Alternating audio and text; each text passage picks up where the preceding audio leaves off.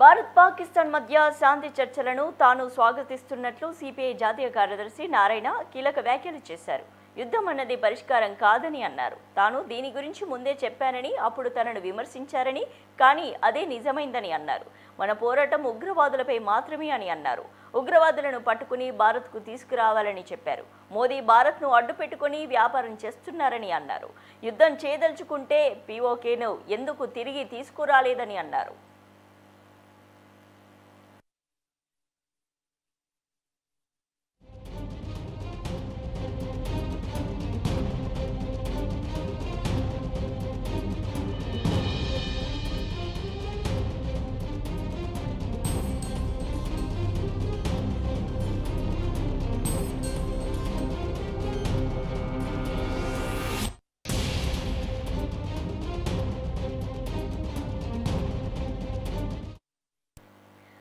భారత్ పాకిస్తాన్ మధ్య శాంతి చర్చలను తాను స్వాగతిస్తున్నట్లు సిపిఐ జాతీయ కార్యదర్శి నారాయణ కీలక వ్యాఖ్యలు చేశారు.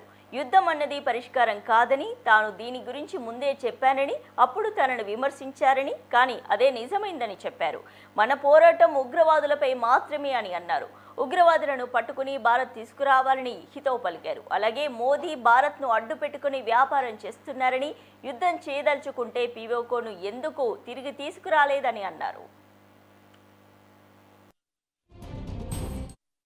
భారత్ పాకిస్తాన్ మధ్య యుద్ధ విరమణ శాంతి చర్చలకు స్వాగతం పలుకుతా ఉన్నాం. ఇది ఒక విధంగా ఎప్పుడైనా యుద్ధం అనేది మానవాళికి వ్యతిరేకమైంది. అంటే టెర్రరిస్టులు ఇంకా ప్రమాదకారి.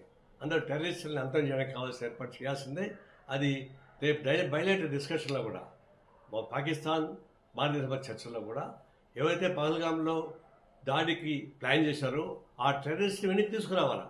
ఎందుకంటే గతంలో బాంబేలో హోటల్ పైన దాడి చేసిన టెర్రరిస్ట్ వెనక్కి తీసుకొచ్చారు కదా, అదే పద్ధతుల్లో వీళ్ళని కూడా టెర్రరిస్టులు కూడా వెనక్కి తీసుకోవాల్సిన అవసరం ఉంది.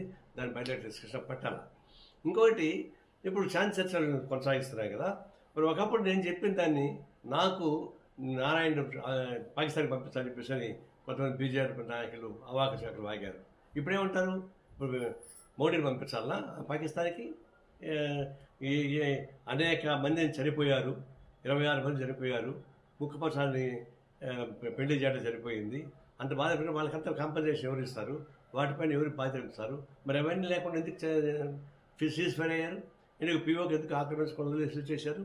ఇవన్నీ చూసినప్పుడు మీరు టాక్టిఫుల్గా భారతదేశం అడ్డం పెట్టుకొని చేసే వ్యాపారం తప్పకుండా నాకేం కనపడలేదు.